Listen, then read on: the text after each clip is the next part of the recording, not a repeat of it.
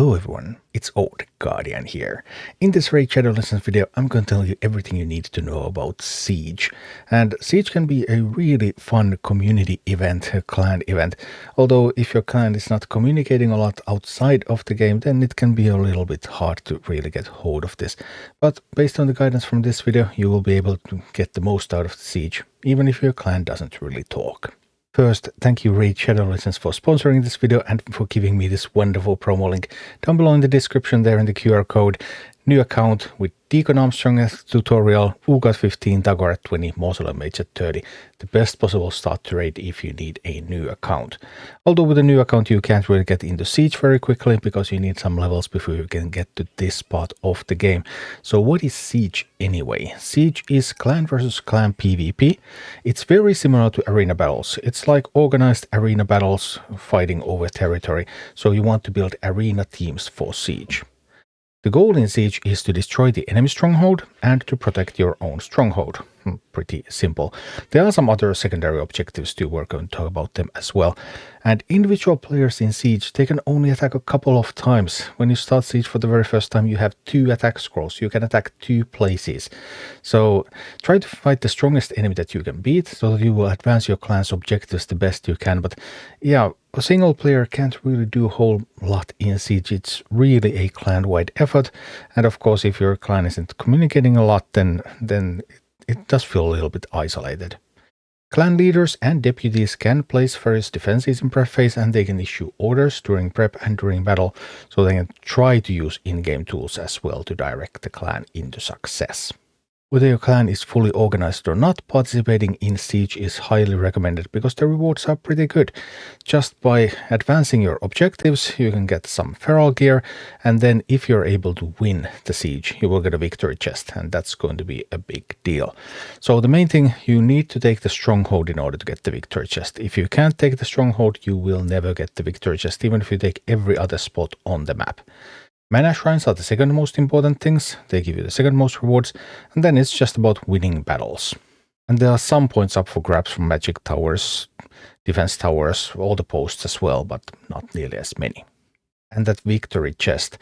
The victory chest, the lowest level victory chest, the one that you get even in a very low level clan, it includes all of this. So some high tier items, some clan XP, clan gold, fragments to create primal shards, fragments for a new champion, so a lot of good stuff. And you will only receive the victory chest if you set at least 1 defense team, so you have to set your defense during prep phase, win 1 attack battle, excluding Mana Shrine rebattles, or capture 1 enemy team slot. So if there's an empty slot, you can't find anyone to actually fight, but you can grab a post and that also counts.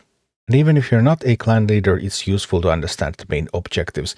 The main objective is to grab that stronghold. Stronghold is defended by at least a dozen enemy teams, so fighting through that is going to take a lot of attack scrolls. Whether you take the stronghold or not, the secondary objectives are the mana shrines. So sometimes you try to take the stronghold and you fail, it's just too well defended. Then you want to go for the mana shrines, at least for some consolation prizes. Or if you manage to take the stronghold, then attack the mana shrines. The stronghold is also important because the buff the defender clan leader has placed on the stronghold is something that affects the entire map. Every fight, the defender will have that buff. Then there are 4 magic towers on the map, and magic towers can also have buffs that affect any points that are connected to them. So these magic towers form a bit of a defensive network over here, and you might sometimes need to take those magic towers in order to push through. And then there are defense towers located in various strategic locations, and defense towers can also have buffs, but the buffs only affect the defense tower itself. So the defense tower that's on the left of stronghold, for example, it can have a buff from the stronghold, it can have buffs from 2 magic towers, and it can have a buff from itself, so sometimes it can be pretty tricky to take. And the rest of the map is covered with posts. But posts also have some tricks up their sleeve, because when a defender sets an army to defend a post, they can also choose a condition. They can pay to choose a condition, and that condition then affects both the defender and the attacker. Like, for example, only defense champions are allowed. Only force champions are allowed. So you can set a condition, and that will limit what kind of troops you can place, but also what kind of troops can attack you there. The available conditions are randomized for each siege, and then you will be able to see what are available for you each time. And when you start your assault, there are only 3 places where you can start the attack. Those are posts 2, 3, and 5. These are the only initial entrances. So theoretically, if you're strong enough, you could just block your enemy already at the entrances, and then they won't even be able to get in. That might happen, although most likely not. And the most straightforward way to win is to start either from post 2 or post 3. Both of these have an equal length to get to the stronghold, and beeline as directly towards the stronghold as possible and take the stronghold and win. And after you have taken the stronghold, or if the stronghold proves to be too difficult and you won't be able to take that, then you can attack to the left and to the right to get those mana shrines. So what to do in Siege as a regular player, not as a clan leader? First, there's the preparation phase that lasts for almost 2 weeks, and you want to set up your defense teams during the preparation phase. The game also is going to remember your old teams, so your old teams are going to be right there where you put them when a new preparation phase starts, so you don't necessarily have to do anything about them, but you can edit them at any time, and you can also move them around at any time. So if you have a team that's already set, then just empty that team, click set, and you will get refunded the scroll, and you can place that team elsewhere. So you're able to change your teams around, and it's usually a good idea because you have grown stronger during the week, so you will be able to get better teams in. There are a couple of uses for florins and mana orbs for individual players.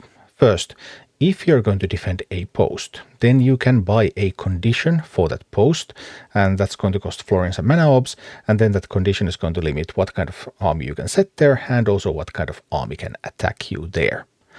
Also, you can buy one trap per siege for a magic tower or a defense tower.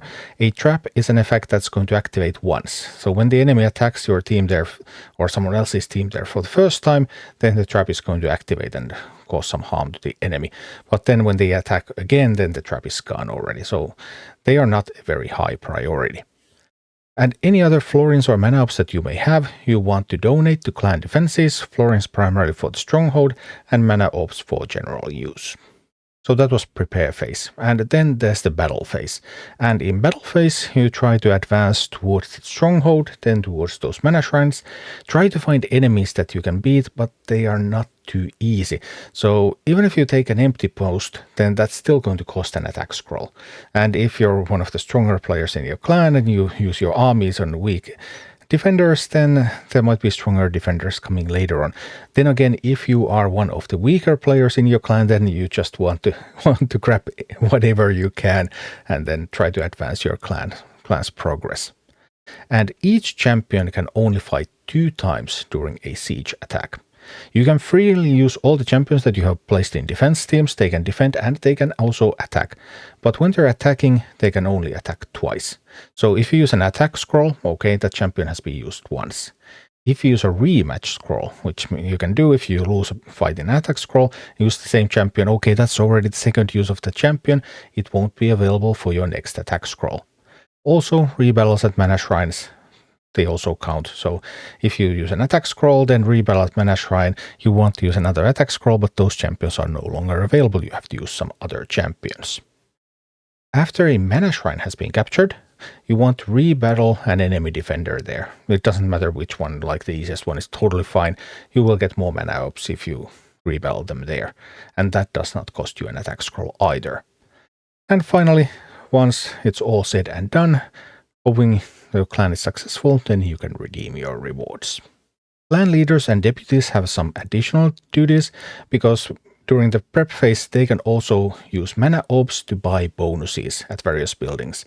And the stronghold bonus is the most important of them all because that affects all battles that are taking place in the map until the stronghold is taken. Magic tower bonuses, they affect nearby battles, so also other posts, they are pretty useful too. Defense tower bonuses, a little bit weaker because they only affect that one defense tower.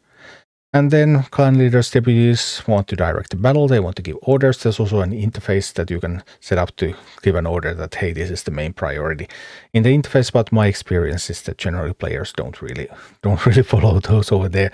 But if you write in the clan chat or clan messages or on Discord, that is typically more effective. And also direct the reconstruction efforts after the battle, so if you will need to repair some buildings, then ask people to do that and donate their orbs and that sort of stuff. So that is Siege. It can be a really fun experience if you have a close-knit clan that actually communicates a lot, because then you can talk about it and talk about where to go next and who's going to do what next and really organize it, and then it's like this major team effort. But because everyone can only fight a couple of times, then there's not that much for an individual player to do, and if your clan is not organizing very well, then well, if you know the main objectives, go for that stronghold, straight for that stronghold, then go for the mana shrines, then you will be able to still help out your clan, and actually a clan can have pretty good results if people just know the basics of where they are going and why, even without more direction.